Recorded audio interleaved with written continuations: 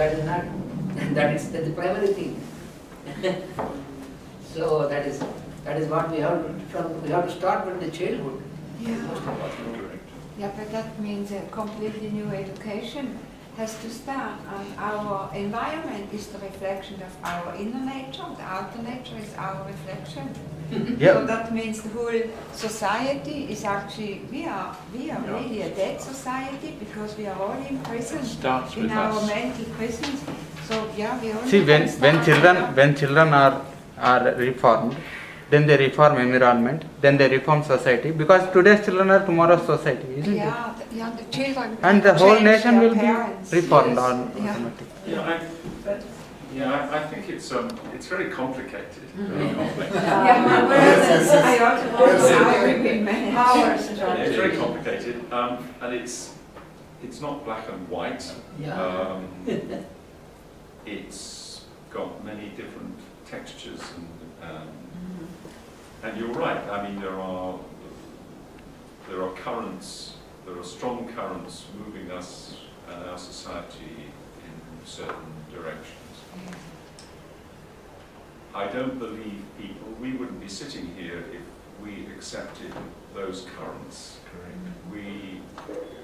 I think there is something also in human nature which questions and asks whether or not we should accept direction. And even though I agree entirely about the terrible school systems that many of us have grown up in and our children and grandchildren are growing up in, rely on the idea of competition and individual development rather than cooperation and sharing. Despite all of that, there are people who resist that and actually learn the problems of that system by the fact that that system teaches them a certain way and doesn't teach them another way. So I think there are some almost reactions to the individual competitive system that are there. I mean, so I think I'm perhaps optimistic. I went to a wedding last week, and of course, two younger people getting married in difficult circumstances. I won't go into the details, but there was lots of other young people there, and I had a chance to talk and exchange ideas, and I came away feeling more positive than negative about some of the attitudes that I heard there. But I wanted to ask a question about vital force, because at a personal level, sometimes I wake up in the morning and I think to myself, oh, how am I going to get through this day? I look at the different issues that I've got to deal with and some of the people I've got to deal with, and I think, oh, and then I get to the end of the day, and before I go to sleep, I think, oh. What vital force? And I'm thinking, how do I get my vital force? Because it does affect me physically. I mean, these issues do gnaw at me inside, and I start feeling not as good as I would like to feel, because the strength of my vital force. And then you mentioned that prevention is better than cure, which I'm sure we all agree. But it's a question of how do we strengthen our vital force in this. I'm sure you can. No, I'm sure you can get help, but it is this dilemma of how to build up this vital force so that you are not thinking the thoughts that sometimes we think about having to deal with difficult issues and difficult people and difficult circumstances in public life and family life and so on. I mean, this is an issue which I think a number of us have to deal with, and it's quite a tough one. Yes, it's always for every human being is surely. But what I can tell you from the training what I received and what I have been working all this time, I can tell you, because our staff also, we have been working for many years together. when you work, when you work for the common good, for the common good and for welfare, always when your attention is always towards that, then even though there is a problem, spontaneously you receive a solution. And you know, our vital force is directed by our mental activity of mind. So when the mind is cleared from this, because the basic thing is, one thing, wishful thinking is one thing which conditions our mind. If we could get out of wishful thinking, and when our attention is only towards the common good, for the common welfare or contribution, then this is what, from my experience, of course, what I have been observing this, and then our vital force gets energized, because vital force has always a source from the space around us, cosmic principle. So this will be open to us when the mind does not condition it. And when the mind is focused on this, always the common good for the welfare, then it is possible that we receive the force, the strength, always.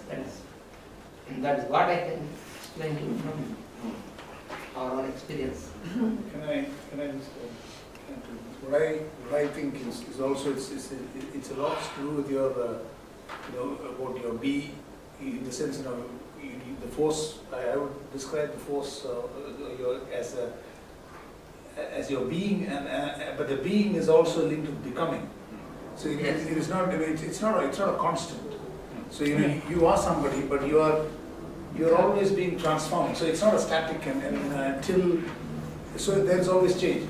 And lots depends on how you are relating with the external world. And so how do you filter these, the different impulses that you're getting? How do you filter? Because I have no control over how you are going to behave with me. You might get angry with me, but how do I perceive that? If I know that you have had a tough day, and if I am trying to understand your situation and then perceive it not with anger, then of course it will strengthen me. But if I perceive it you as a person who is an aggressor, then it will make me more aggressive. So in the sense of there are various criteria, qualities and virtues which will help you filter these inputs, and it will also help you to give character to how you are relating. So in the sense, it's all related with, and of course, I'm not talking, of course there would be a cosmic energy, but this energy is coming from through the different inputs from the environment. So principles of, I think, faith and love and courage and hope and trustworthy, all these various principles which all these religions and all they are talking about. Yes. And what is your worldview? And the other big point, I think, is the worldview. What is your worldview? What do you want the world to become? And you go through all the great philosophies and religions, it's the same. Christianity, this thing, the prayer of our Father who art in heaven, holy be your name, your kingdom come. Now what we are hoping is the God, we are thinking that God is up there and wonderful values, and we want that kingdom to come here. In Hinduism, it's the Ram Raj. We want the goodness to be established. If you are a humanist, you want equity and justice. So what is our worldview? If our worldview is if my worldview is to acquire a swimming pool and a Ferrari, then it will be very different than what I do. I think lots to do with worldview and how we are interacting with the environment. And I think even rationally we could explain a lot of these problems. And it does mean that we may not agree on everything, but we need to actually sit together and listen to each other. And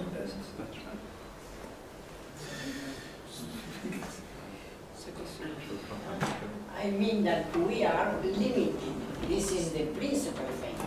So in the case of, as you say, the problems at night or something, the best thing is, I suppose, to say thank you on what you can arrive to do, or do you solve or resolve or you advance.